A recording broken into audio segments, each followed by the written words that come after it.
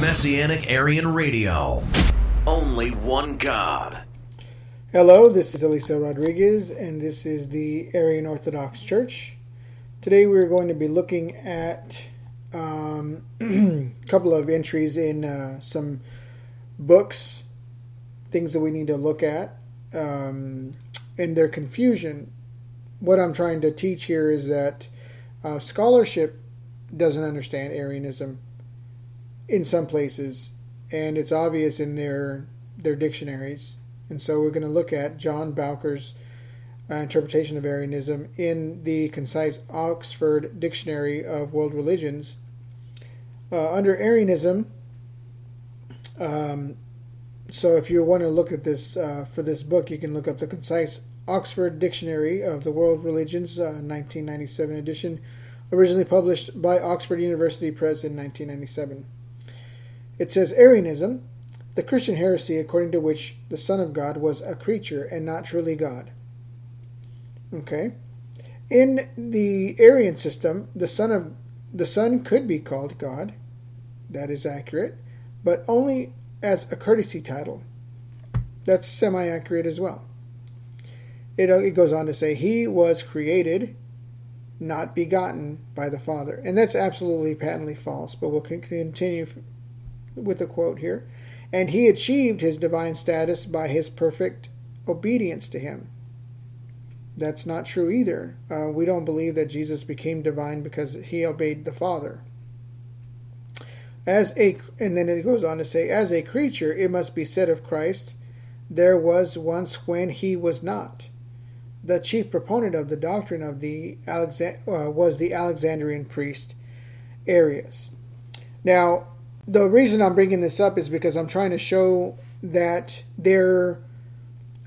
what they're describing here are two different things. Adoptionism is when you believe that Jesus was adopted essentially by God and became a God or divine through that adoption. Usually people say, adoptionists say that happened during the baptism or at the baptism. And what they're saying here is not accurate of Arianism, because the way I'm going to prove that is by saying that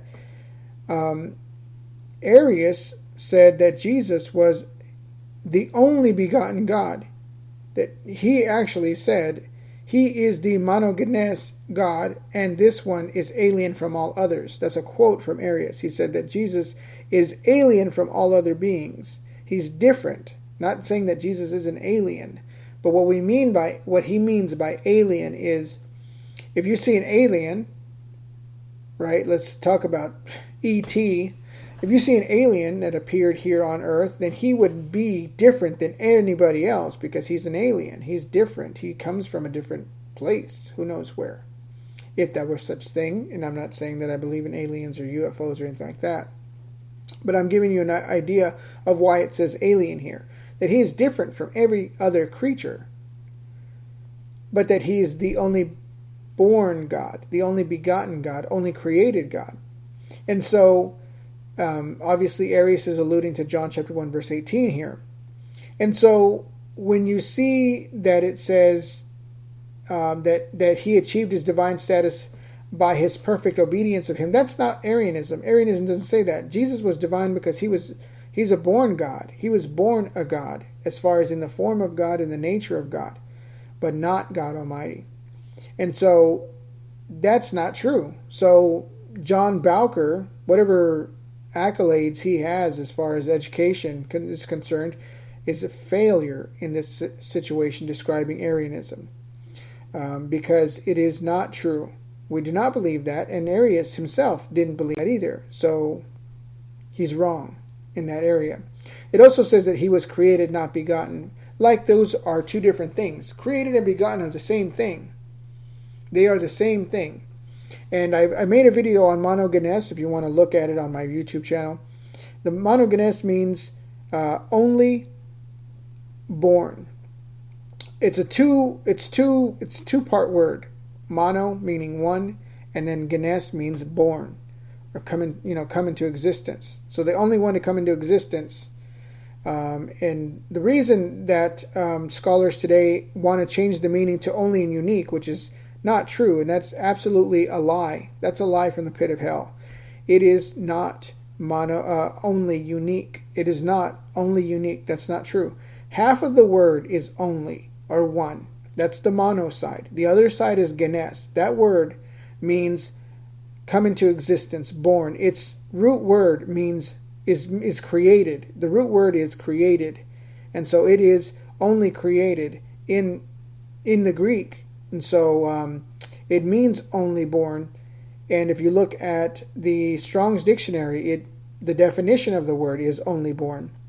And so supposed scholars want to say that word means only and unique, and they're just pointing to half of the word.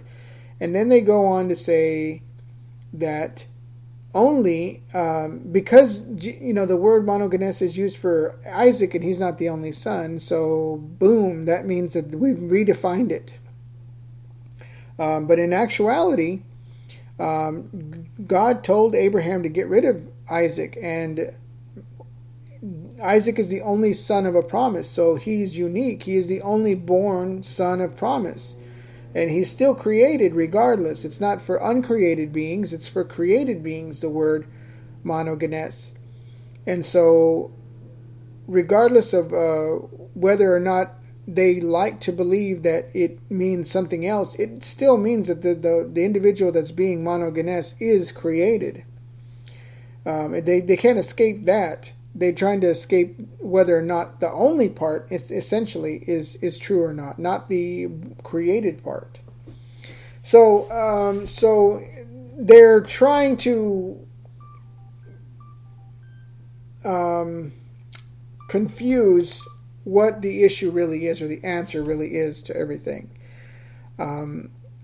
So let's not get confused by them. Created and begotten, monogenes, means only created, and created means created, which is the same word. I mean, they're pretending like they mean different things. So in this definition of what Arianism is, they get the understanding of Jesus being created or begotten, and they make it as though it's a dual issue, and it's not. And then they also say that Arians are adoptionists, which is not true either. So the Thylia, which is where I got that quote from Arius, is the best place to find that answer, and it's proof that they misunderstand and confuse what Arianism is. And so when you're looking for Arianism and trying to understand Arianism, realize that these guys, some of these scholars, don't actually know realize that some of these guys don't actually know what they're talking about, or they're painting Arianism in an ugly light, or in an inconsistent light to what it is. So, well, let's look at John Henry Newman. He's referred to as Cardinal Newman. He is an important figure in the religious history of England in the 19th century. He is known nationally by the mid-1830s. He is originally an evangelical Oxford academic and priest in the Church of England. Newman then became drawn to the high church tradition of Anglicanism and became known as a leader of and an able polemist for the Oxford movement, and an influential and controversial group of Anglicans who wished to return to the Church of England many Catholic beliefs and liturgical rituals from before the English Reformation. In this movement, the movement had some success. However, in 1985, Newman, joined by some, and it just gives you a little. I've got a little dossier on who he is and what he's done. He was proclaimed, he was beatified or sainted by Pope Benedict the whatever. I don't really care what number he is. He's got a lot of writings, and in his essay, he's got an essay written out on the development of Christian doctrine. So he's got an essay written on the Christian doctrine and its development. He is writing in Notre Dame. It's printed by the University of Notre Dame Press, the 6th edition, 1989. Page 17 says that, and he's talking about the development of what he believes his Christian doctrine is.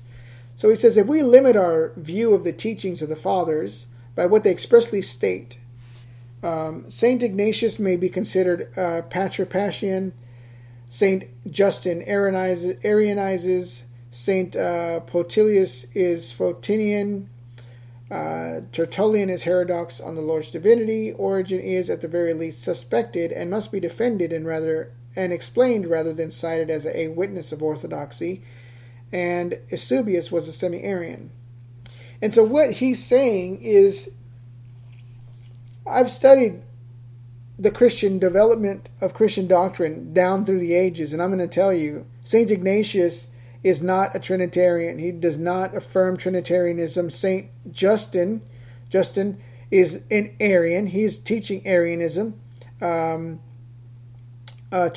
is heterodox on the Lord's divinity. Origen is questionable, and he shouldn't be considered a witness of orthodoxy, and Eusebius is a semi-Arian. And with that, I'm showing you that he, a very well-known, respected Trinitarian in the Trinitarian circles, in Anglican circles, and in the Church of England, realizes and is telling everyone, these guys are not Trinitarian. They're Arian. They have Arian views. They have views that we don't believe. They don't understand what's going on. They don't understand. Because the early church is Arian. The early church is Arian. That's why. That's why he doesn't understand. That's why he doesn't see what's happening. And he's got an issue, and he's bringing it up. And so realize that sometimes when scholarship is writing about Arianism, lessons to be learned from what I've just given you. When they're describing Arianism, you cannot go to someone else to teach you what Arianism taught. You cannot. You have to go to the sources. So the Thylia, the writings of Arius, the writings of the letters of Arius, the communications between Arius and Eusebius are the better ways of getting the understanding of Arianism. And so that's what has to be looked at. That's what has to be studied. And you have to do the studying yourself. You have to look it up yourself. You have to read it yourself. You have to try to understand it yourself, because it's possible for these scholars to be misunderstanding Arianism and teaching Arianism in an incorrect way. So we need to realize that just because it says it in a dictionary or in a whatever, it's not true. I can prove that what was in that Oxford dictionary is incorrect. And so realize that taking secondary sources is always helpful, but you need to look at the original sources if they're available. And do your own research and read the books yourself. Read the writings yourself to realize what's being said. The Thylia, I'm sure, is searchable. I think I've seen it several times online. The letters of Arius to Eusebius, the letters, and I'm talking about just to understand what we have available for what was going on. And the early church fathers, obviously, you can read. We need to reframe the idea that the early church was Trinitarian. That is absolutely false. And we need to get that lie out of the way before we can teach why it's Arianism. And we have to get to the point to where we can say, this is what Arianism says, this is how you identify Arianism, and this is what the early church was saying, and it's identical. Just like I was saying that in Judaism, how identical the Jewish faith, the Jewish understanding of the Memra, the Yikra, the Shekinah, all of that is exactly what Arianism is teaching, but saying that those things are Jesus.